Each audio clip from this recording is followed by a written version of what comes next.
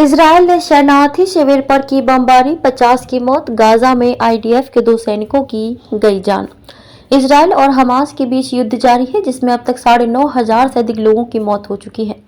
इस बीच फलस्तीन के स्वास्थ्य मंत्रालय ने बताया कि उत्तरी गाजा के जबालिया शरणार्थी शिविर पर इजराइल ने हमला कर दिया। हमले में 50 लोग की मौत हो गई, तो वहीं 150 से अधिक लोग घायल हो गए हैं।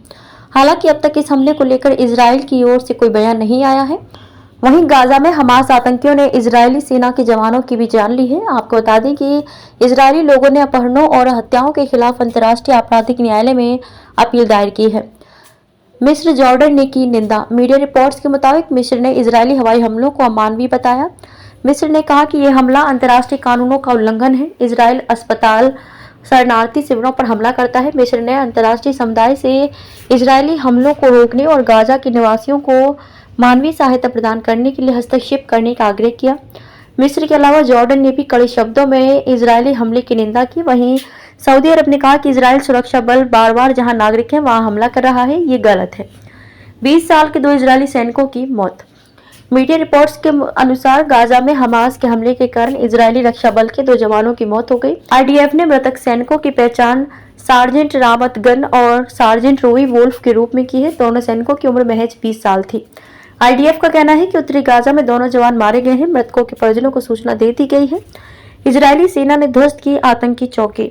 आईडीएफ ने बताया कि इजरायली सेनाएं हमास आतंकियों के खिलाफ गाजा पट्टी के अंदर भीषण लड़ाई लड़ रही है। इजरायली सेना ने उत्तरी गाजा में स्थित हमास के आतंकी चौकियों पर हमला किया, जिसमें दर्जनों आतंकियों की मौत हो गई।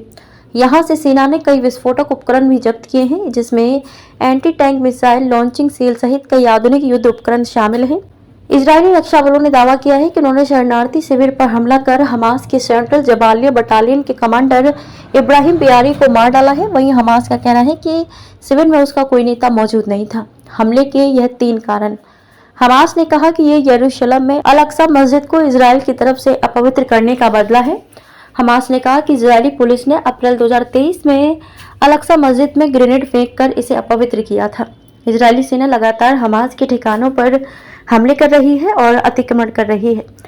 इजरायली सेना हमारी महिलाओं पर हमले कर रही है। हमास के प्रवक्ता गाजी हमाद ने अरब देशों से अपील की है कि इजरायल के साथ अपने सभी रिश्तों को तोड़ दें। हमाद ने कहा कि इजरायल एक अच्छा पड़ोसी और शांत देश कभी नहीं हो सकता।